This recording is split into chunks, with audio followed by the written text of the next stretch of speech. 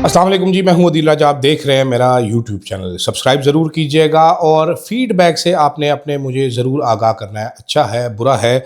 Video quality मैंने कल थोड़ी सी चेंज की है। कल की दोनों वीडियोस आपने देखी होंगी, आज की भी वीडियो देखेंगे तो आपको मेरा हुस्न जो है वो 4 गुना बढ़ता हुआ नज़र आएगा। कमेंट कोई नहीं है तो इस उसकी तारीफ़ कर दीजिएगा। ऑडियो क्वालिटी भी सिग्निफिकेंटली मज़ीद बेहतर होती चली जाएगी, बल्कि आपको ऑलरेडी मज़ीद बेहतर नज़र आ रही होगी। अगर नहीं है तो सुन रहे होंगे मतलब और देख रहे होंगे, कमेंट इस पे ज़रूर कर दीजिएगा। साथ साथ जो लोग मुझे सपोर्ट करना चाहें, सुपर थैंक्स का ऑप्शन उनके पास आ रहा होगा। चैनल मेंबरशिप का ऑप्शन ये मोस्टली ओवरसीज़ पाकिस्तानीज़ के पास ही जाएगा, क्योंकि पाकिस्तान में ऐसी कोई चीज़ आती नहीं है, बल्कि यहाँ पर फायर वॉलें आती हैं, तो उस पर भी आप यूज़ करके मुझे हेल्प कर सकते हैं। अच्छा जनाबे वाला, बड़ी इंटरेस्टिंग स्टोरी बनती चली जा रही है, आपको बताते हैं। तहरीक इंसाफ की अंदरूनी लड़ाई के बारे में बात करेंगे कि वो बढ़ती हुई नज़र आ रही है, लड़ लड़ के मर जाएंगे।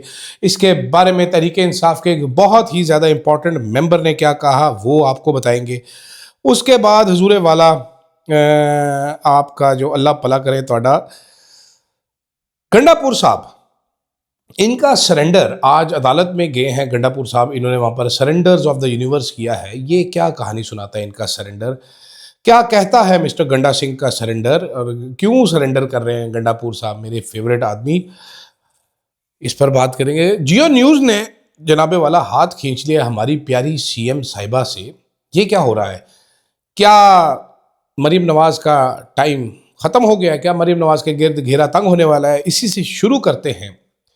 अभी तक मरीम नवाज़ शरीफ साहिबा ने जो भी डैश ड्रामे किए, उन डैश ड्रामों को बेहतरीन किस्म की पजीराई मिली मीडिया में।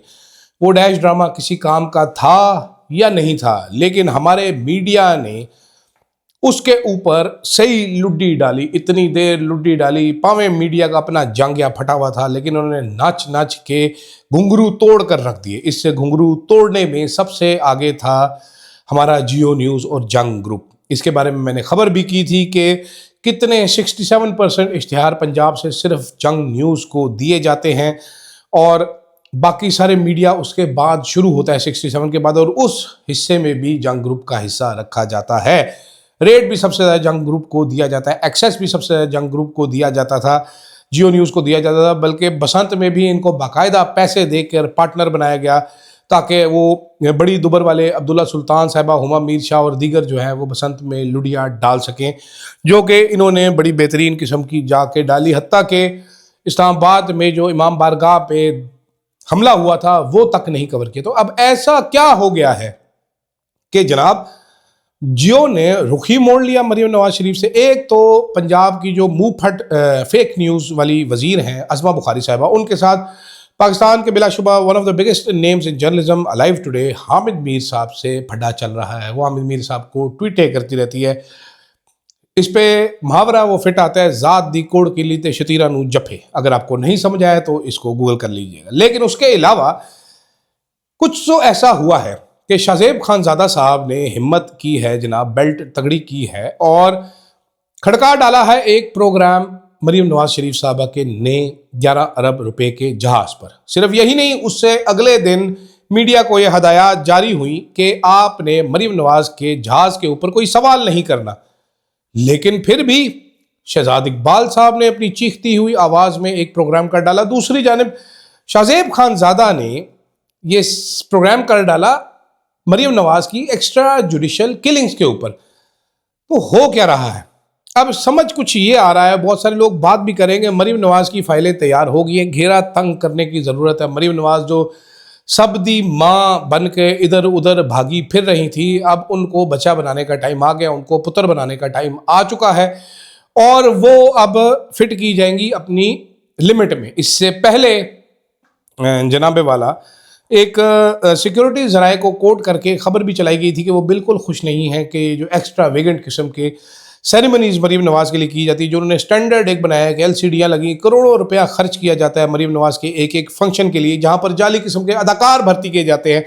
अब आपको जैसे कि पता है कि वो सबदी माँ और बिहाइंड माई बैक वाली लड़की एक ही वो थी, वो उसकी ओवर एक्टिंग के खैर 150 नंबर भी कटना चाहिए था, नहीं काटा गया, जाहिर बात है उसको पेमेंट की गई है। तो ये कब तक चलेगा? मेरी इत्तलात के मुताबिक अब जो سب سے تگڑی فائل ہے مریم نواز شریف صاحبہ کی، وہ ہے CCD کی، جو 950 کے قریب تقریباً قتل کیے گئے. تمام قتلوں کی FIR ایک ہی ہے، اپنے ساتھیوں کی گولی سے مارا گیا. ہم نے گرفتار کیا، لے کر جا رہے تھے، یہاں پر مارا گیا، یہاں پر حتیٰ کہ تیفی بٹ کو UAE سے لا کر، انٹرپول کی مدد سے لا کر یہاں پر مار دیا گیا. کسی ایک کا ٹرائل نہیں ہوا. یہ ٹرائل چھوڑیے، کوئی ایک ملزم عدالت تک بھی پہنچ نہیں سکا ہے. شروع میں چند دنوں میں شہریوں نے بڑا کہا جو مار دو مسئلہ حل ہے، لیکن مسئلہ اب کیا آ رہا ہے؟ کل آپ نے دیکھا پولیس والے غصے ناک ہو کے ایک خاتون کی گاڑی کو چپیڑے مار رہے تھے. پرسوں آپ نے اسلام آباد میں دیکھا ایک فیملی کو تھپڑ مار رہے تھے ڈولفن والے. تو اسینشلی آپ نے اس کو ایک پولیس کے غنڈوں کی سٹیٹ بنا کر رکھ دی ہے، جہاں سے کسی کی جان و مال و عزت محفوظ نہیں. شروع یہ ڈرامہ کیا گیا تھا تحریک انصاف کے والوں کو، ڈرانے والوں کو، کہ نہیں مل رہا، اس کی بہن کو اٹھا لو، اس کی بیوی کو اٹھا لو. یہ پنجاب کا کلچر نہیں تھا، لیکن پنجاب میں استعمال کیا جاتا رہا. اتنی ماؤں بہنوں کو اٹھایا گیا کہ اب پولیس والے جو ہیں، اب کل کا ہی ایک واقعہ ہے، ایک لڑکے کو چالان کے لیے روکا تو اس کے ساتھ ایک لڑکی بیٹھی، کا کڑی تے بڑی سونی بھائی ہے، تیرا کی نہ ہے، نمبر تے دینا اپنا، میرے نال دوستی کریں گی. وہ ہر کسی کو اپنی بہن سمجھ کے اس سے پولیس والے دوستی کرنا چاہتے ہیں، اور لوگوں کو کہتے ہیں اپنی بہن ہمیں پیش کرو تاکہ ہم اس کو اپنی بہن بنا سکیں.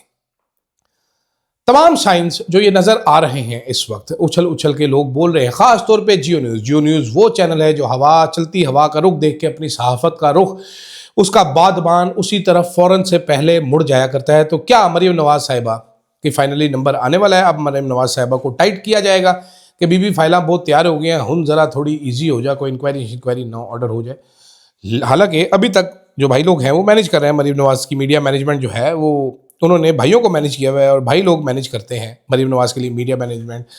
پھر میری ایک بڑے چینل کے بڑے ایگزیکٹو سے بات ہوئی، اور انہوں نے یہ خود بولا، انہوں نے کہا بھائی میں چاہوں بھی تو پروگرام نہیں کر سکتا مریم نواز کے خلاف. میں نے کہا کیوں بھائی؟ کہتے ہیں بھائی اتنا زیادہ پیسہ پنجاب حکومت کا، اربوں روپیہ مالک کے سامنے پڑا ہے، اینکروں کے سامنے الگ سے اربوں روپے پڑے، تو میں کیسے پروگرام کروں؟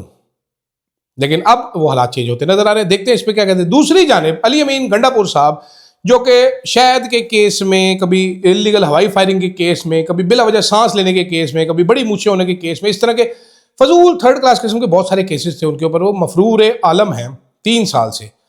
3 سال بعد اچانک ہی آج علی امین گنڈا پور صاحب اسلام آباد پہنچتے ہیں، بلا کسی رکاوٹ کچہری پہنچتے ہیں، بلا کسی رکاوٹ جج صاحب کے سامنے جاتے ہیں اور کہتے ہیں جج صاحب میں سرنڈر کرنے کے لیے آیا ہوں، میرا سرنڈر قبول کریں، اور ان کا سرنڈر قبول کر دیا جاتا ہے. یہ مجھے کچھ سوچنے پر مجبور کر رہا ہے. اور سوچنے پر کیا مجبور کر رہا ہے؟ سوچنے پر مجبور یہ کر رہا ہے کہ جناب والا، اگر تحریک انصاف کا کوئی اور بندہ ہو جس کو گرفتار کرنا ہو، فلک جاوید ہو، تو وہ بیچاری ایک ڈیفنس میں ایک DHA کے باہر ایک ہوٹل سے گرفتار ہو جاتی ہے. سنم جاوید ہو تو وہ کوئی پشاور کینٹ سے گرفتار ہو جاتی ہے. عالیہ حمزہ ہو تو وہ بیچاری کی طرح انڈر گراؤنڈ ہوئی چھپی رہے. آپ جس کو گرفتار کرنا ہو، فاروق حبیب جیسا 2 نمبر آدمی ہو تو اس کو گوادر سے آپ گرفتار کر لیتے ہیں. آپ نے بند کرنا ہو تو آپ عثمان ڈار کو پنجرے میں بند کر لیتے ہیں. یہ کیسے ہو گیا کہ مسٹر مائی ڈیئر گنڈا پور صاحب، مجھے ایک پرواہ کسی کی نہیں ہے لیکن آئی ایم ساری کریں اور اسلام آباد پہنچ جائے، اور اسلام آباد پولیس یس سر کرتی رہے اور ان کو گرفتار تک نہ کرے.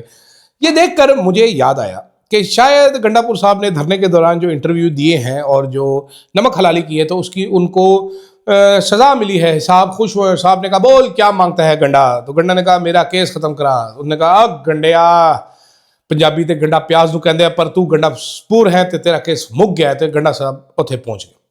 میرا خیال ہے یہ کہ گنڈا پور صاحب کو انعام ملا. آپ ذرا اس کے جوڑیں گے تو آپ کو بھی پتہ چل جائے گا. دوسری طرف خبر ایک اور پنجاب سے بڑی انٹرسٹنگ ہے کہ پنجاب کی منہ پھٹ جھوٹ بولنے والی بدتمیز خاتون وزیر جو ہیں، ان سے جن سے ان کی جماعت کے لوگ بھی بہت تنگ ہیں اور کہتے ہیں یہ تو نواز شریف کو غدار وطن قرار دیتی تھی، اور حامد میر صاحب اکثر ان کو یہ یاد کراتے ہیں تو ان کو بڑا غصہ چڑھتا ہے اس مائی کو، وہ بہت مائی ڈیئر ہو جاتی ہیں.